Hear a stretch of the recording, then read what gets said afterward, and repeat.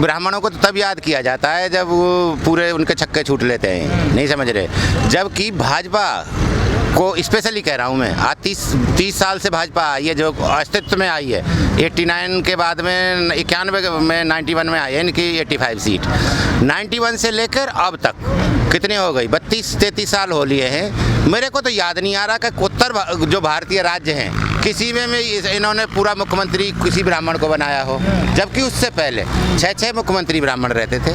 और ऐसा एक सिस्टम भाजपा ने बैठा दिया है ब्राह्मणों के लिए कि पहले हम गवर्नमेंट एम्प्लॉई कम से कम 40% रहते थे पीछे, नहीं समझ रहे, आज से 20 साल पहले जब तक भाजपा नहीं थी, और आज 4% पे आकर रुक गया है ब्राह्मण। तो ये इतना कैसे इनका समीकरण बना रहे हैं हमें ये नहीं पता चल रहा। कैबिनेट में, केंद्रीय कैबिनेट में जितने भी कैबिनेट मिनिस्टर हैं सब 1-2 बिरादरी के हैं बस, उसके अलावा ब्राह्मण का कोई भी आप कैबिनेट मिनिस्टर देख लो। बड़े-बड़े बस यूपी में नहीं कह रहा हूँ मैं, यूपी में पूरे उत्तर भारत में 15-16 जो राज्य हैं ब्राह्मणों के, मतलब जिनमें हिंदी भाषी जो राज्य हैं जिनमें हिंदी बोली जाती है, जम्मू कश्मीर से लेके बिहार तक और उधर को ये राजस्थान, मध्य प्रदेश और सारे। आप ये नहीं ये पब्लिक देखो धीरे धीरे समझेगी। और आप देखो सबसे ज्यादा इनकाउंटर उन्हीं के हुए हैं, एक बिरादरी के ही, समझ रहे हैं यूपी में। अरे एक बिरादरी के ही हुए ब्राह्मणों के ज्यादातर। हाँ, तो यही मैं कहना चाह रहा हूँ कि देखो ये तो देखना पड़ेगा, खुद ब्राह्मण को भी सोचना पड़ेगा कि हो क्या रहा है। हाँ, नहीं बीजेपी से नाराज हैं हर हाल में। देखो ब्राह्मण भी तो खेती करता है और वो भी तो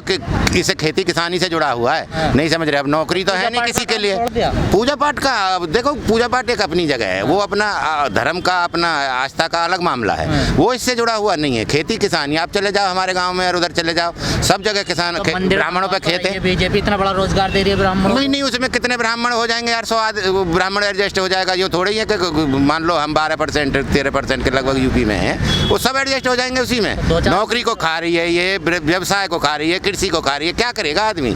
ये तो कटोरा ही पकड़ा रही है सबको। किस तरफ जाएगा 2022 में ब्राह्मण? सारी एजेंसी बेची जा रही है, एयरपोर्ट अब भी बेच दिया, परसों भी बेच दिया ये एयरपोर्ट 3-4 दिन पहले। किस तरफ जाएगा 2022 में? देखो ब्राह्मण को देखना पड़ेगा, जो उसको ब्राह्मण अब यही सोच रहा है। नाराज है, फिर किसको, कांग्रेस पे जाएगा या किस पे? भाई अभी यही डिसाइड कर पाए हैं कि इससे देखो बीजेपी हमको धोखा दे रही है। अब ये सोचना पड़ेगा कि किसके साथ में या कौन किसानी के साथ में रहता है। खेती बाड़ी भाई देखो, ब्राह्मण है, हम हैं, तो ऐसे थोड़े ही है कि वो जो बॉर्डर पे पड़े हैं, जो बॉर्डर पे बैठे हैं, केवल वही एक बिरादरी, एक जाति, एक धर्म को वो बना रहे हैं, कभी जाटों का, कभी सिखों का, कभी किसी का। ऐसा कुछ नहीं है, ये तो सब जो बिरादरी है, देख रहे हो यहाँ जो ज्यादातर प्रवक्ता है हमारे, वो सब ब्राह्मण ही हैं जो बोलते हैं ना। आप यहाँ इतने देख रहे होगा कि वो ज्यादातर उनमें ब्राह्मण ही बोलते हैं। वो तो इतिहास गवाना, आंदोलन किसी भी समाज का और नेता तो ब्राह्मण ही बनता। हाँ, तो वही हम कहना चाह रहे हैं कि ये तो अपना फॉर्मेलिटी है, नहीं समझ रहे।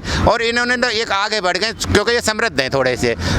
ये जो हमारे पंजाब वाले हैं, हरियाणा वाले हैं, पश्चिमी उत्तर प्रदेश वाले हैं और राजस्थान वाले हैं, तो ये समृद्ध हैं, तो वो बिरादरी अपना सजग है, वो उठ जाती है। सतीश चंद्र मिश्रा ब्राह्मण सम्मेलन कर रहे हैं, कैसे देख रहे हो? देखो मिश्रा जी अपना काम कर रहे हैं, उन्होंने पहले सक्सेस हुए वो 2 बार इसी उसमें सम्मेलन में। तो पीछे मायावती जी की आई तो फुल फ्लैश गवर्नमेंट तो आई थी 2007 में, तो हो सकता है वो अपने फॉर्मूला पे चल रहे हैं। लेकिन देखो अब आदमी तो खुद अपने अपने उस पे है। अगर आप फिर उसी में जातिवाद, बिरादरीवाद इसमें ही रह गए ना, तो किसान का तो हर हाल में मिटिया मैट हो लेगा, उसका तो खेत बिक लेगा। जिस हिसाब से रोज उसकी लागत बढ़ती जा रही है, एग्रीकल्चर के जो यंत्र हैं वो दोगुने हो गए जब से मोदी जी आए, डीजल है वो दोगुना हो गया, और तुम्हारा पेट्रोल है वो दोगुना हो गया, जो रसोई गैस हम यूज करते हैं वो दोगुनी हो गई, और जो फर्टिलाइजर हैं, खाद हैं, वो दोगुने हो गए, खल की बोरी दोगुनी हो गई, हमारे रेट सब फसलों के आधे हो गए, और बिजली के बिल 4 गुने हो गए। तो बचे कैसे? तो किसान सरकार में भी तो नहीं आ सकते ना, किसान कोई चुनाव नहीं लड़ते, ना कोई उनकी पार्टी है। नहीं, हम एक वो सोच रहे हैं अब के संयुक्त किसान मोर्चा और किसान यूनियन सारे बैठ के एक फॉर्मूला तो जरूर किसान अब के करेगा कि वोट है जो अब के कंडीशनल देगा, फेंकेगा नहीं। कंडीशनल का मतलब आप समझ रहे हो, पहले हम अपना रेट देंगे और अपना रेट देख के जो भी 4 पार्टी 6 पार्टी जितनी भी हैं, मायावती जी की भी है, अखिलेश जी की भी है, जयंत जी की भी है, और वो है बीजेपी से हमारी दुश्मनी स्टेट फॉरवर्ड, उससे हम ना रिक्वेस्ट करेंगे, ना आर्गू करेंगे, ना उसे हम कोई लेटर भेजेंगे। लेकिन हम अपना जो लेटर इनको भेजेंगे, 4-5-6 पार्टी जितनी भी, आम आदमी भी है उसमें, और ओवैसी जी भी आ रहे हैं, उनको भी भेजेंगे, सबको भेजेंगे हम। जो हमारी MSP जो हम रेट लिख के भेज देंगे, जो एक्सेप्ट कर लेगा वो उसी को हम अपना माइंड बनाएंगे। ओबीसी को वोट दोगे? नहीं, जो एक्सेप्ट कर लेगा। अब एक्सेप्ट करने के बाद में एक्सेप्ट जो कर लेगा, फिर उससे सोर्स ऑफ रेवेन्यू पूछा जाएगा, सोर्स ऑफ कलेक्शन पूछा जाएगा। ऐसे नहीं खुला नहीं छोड़ा जाएगा। ये और बता दे कि किसी भी पार्टी ने नहीं मानी आपका बात नहीं मानी तो फिर आगे फिर डिसाइड करेगा संयुक्त किसान मोर्चा क्या करना चाहता है। भाई किसानों की फिर मीटिंग हो रही है ना, अभी 5 सितंबर को हमारी मीटिंग है। यही हम पूछेंगे कि अगर कोई हमारी एमएसपी और हमारे इस कानून लागू नहीं कर रहा है या कानून नहीं बना पा रहा है न्यूनतम समर्थन मूल्य पे, तो हम क्या करें आगे का। तो यही तो हमारी मीटिंग हो रही है, जगह जगह जा रहे हैं, ये पूछ रहे हैं पब्लिक से कि करें क्या फिर, जब कोई नेता तो 75 साल से दे ही नहीं रहा। भाई ये पार्टी सारी रह रही, जनता दल भी रह लिया, नहीं समझ रहे, 8 महीने बाद कांग्रेस भी रह ली, बीजेपी 8 महीने बाद यूपी में चुनाव होने हैं। अगर इस आंदोलन को छोड़ दिया जाए तो योगी के कार्यकाल से कितने खुश हैं आप? देखो योगी जी का कोई भी योजना तो ऐसी नहीं है जो धरातल पे उतरी। थोड़ी बहुत शुरू करी इनने। देखो इन्होंने वादा किया था कि हम सब नदियों को आपस में, बाढ़ नहीं आएगी, हम आपस में जोड़ देंगे। एक भी तो नदी 1 मीटर भी नहीं जुड़ी। इन्होंने एक वादा किया था कि हम हर खेत को पानी दे देंगे। एक भी खेत को 100 मीटर पानी नहीं बढ़ा। वहीं जो पहले चल रहा था, टेल तक कहीं भी पानी नहरों में नहीं है, बम्बों में नहीं, रजवाहे में नहीं है, समझ रहे हैं। टेल तक कहीं भी पानी नहीं पहुंच पाया। डिसिल्टिंग की बोला ना, साफ सफाई करके रखेंगे नालों की और इनकी सबकी, एक बार कर दी, उसके बाद में कोई भी डिसिल्टिंग नहीं हुई। गंगा यमुना को साफ कर देंगे। अबरल, निर्मल और जन क्या क्या बोलते थे उनके जो लफ्ज थे। और उमा भारती बीच में से ही छोड़ के, उसके बजट को बीच में से ही छोड़ के भाग गई। अब बताओ ये, अब रही सुरक्षा की बात। सुरक्षा की बात होती तो आपने वो देखी थी मनीषा जो वाल्मीकि थी, 2 बजे रात को पेट्रोल डाल के जलाया है। वो लड़की जो थी वहाँ सेंगर वाली जो थी, उसके ऊपर ट्रक चढ़ा, उसके पूरे परिवार के ऊपर ट्रक चढ़ा दिया, उन्नाव वाला। तो आप देख रहे हो हर रोज यही काम है। नहीं समझ, भी नहीं मिली आपको कोई सुरक्षा, नारी तो और प्रताड़ना दोगुनी बढ़ गई, क्योंकि जब काम कोई चल नहीं रहा, नौकरी ये दे नहीं रहे, बिजनेस किसी का चल नहीं रहा है क्योंकि सब ठप कर दिए। तो दारू पी रहा है आदमी घर में लेट में के, और दारू पी रहा है तो लड़ाई कर रहा है घर में, लड़ाई कर रहा है तो उसमें ही तो अत्याचार बढ़ रहा है महिला पे।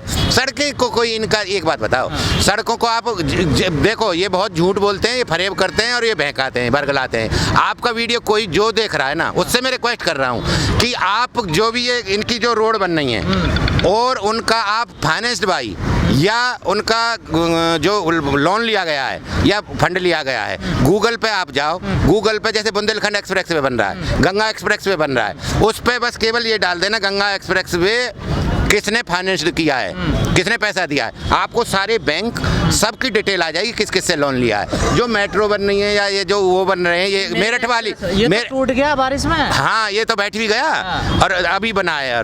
और जो ये लाइन डाल रहे हैं ना ट्रेन वाली, मेट्रो स्पीड ट्रेन की, बुलेट ट्रेन की, जिसकी भी डाल रहे हैं, रीजनल रेल बन रही है। हाँ रीजनल रेल जो बन रही है, ये किसने फाइनेंस कर रखी है? मेट्रो किसने फाइनेंस कर रखी है? तो वो विकास जो रोड बता रहे हैं, वो रोड भी तो रोड, अरे वो भैया कंपनी फाइनेंस करेगी तो टोल टैक्स लेगी, तो इनका क्या है उसमें, इनका पैसा तो लगा नहीं, टोल टैक्स ये तो ले नहीं रहे। पूरी दुनिया में ऐसी विकास होता, तुम्हारे को अनोखा हो रहा। 35 साल को तो उसी का है वो, नहीं समझ रहे? तो पैसे तो इनके लगने चाहिए थे। अपना घर तुम बनवा रहे हो क्या 35 साल के लिए? अपना खेत दे दो और खेत में घर बनवा लो। कोई ऐसा आदमी है वो, जब तो वो अपना घर बना रहा है तो पैसे अगर अपने लगा रहा है तो वो घर में तो वही रहेगा, तुम रहोगे। इतना बड़ा बजट खर्च होता, कौन खर्च कर देगा बताइए ऐसा? तो बजट खर्च नहीं कर देगा तो वो पैसे कहाँ हैं? जो डीजल पेट्रोल पे नहीं, जो डीजल पेट्रोल पे दोगुने जा रहे हैं। इससे पहले मनमोहन सरकार थी, उसका तो ये बताओ, जब मनमोहन की सरकार थी तो जब वो उसने दोगुने रेट पे 120 के लगभग तेल लेके डॉलर बैरल प्रति डॉलर 120 रुपए लिया है ना, और उसने 60 में दिया था, और ये 60 में खरीद रहा है तब 120 रुपए बेच रहा है पेट्रोलियम को। तो इसका मतलब क्या है? बराबर वाले जितने भी वो हैं देश हैं, भूटान है, नेपाल है, श्रीलंका है, पाकिस्तान है, सब 52-53 रुपए डीजल बेच रहे हैं। तो यही 100 रुपए कैसे बेच रहा है? रोड का दिखाया जा रहा है, जो झुंझुना दिखाया जा रहा है ना। मैं भी एक क्लास का ठेकेदार हूँ, सिविल इंजीनियर हूँ, सीए हूँ, मुझे सब पता है किससे कौन फाइनेंस हो रहा है, कौन के पैसे लग रहे हैं। इनका नहीं है इसमें कुछ भी। यमुना एक्सप्रेस वे बना है, वो जेपी का है, जेपी पैसे ले रहा है, उसका टोल ले रहा है, तो इनका क्या मतलब है? एक आखिरी सवाल, आप तो ठीक है विरोध कर रहे हैं, इस टाइम विरोध वाली स्थिति में है, विरोध की पोजीशन में है, ठीक है, कोई एक अच्छा काम तो बता दो।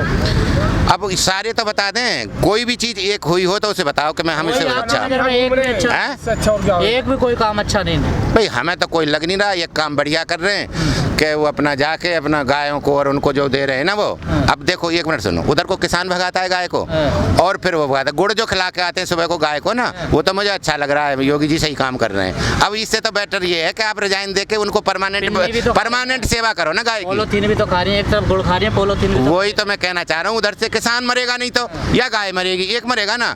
अब उसको लठ मारेगा, भाला मारेगा, उधर किसान ने मार दिया तो गाय मर गई, और अगर गाय खेत को खा गई गाय तो किसान मर गया। गुड़ वाला अच्छा लगा कुल मिला के। हाँ, ये गुड़ जो खिला रहे हैं ना भाई, ये काम तो बढ़िया कर रहे हैं भैया। इसे परमानेंट गोरखपुर ही चले जाओ भाई साहब, तो वहाँ खिला लेना इस गुड़ को, नहीं समझ रहे।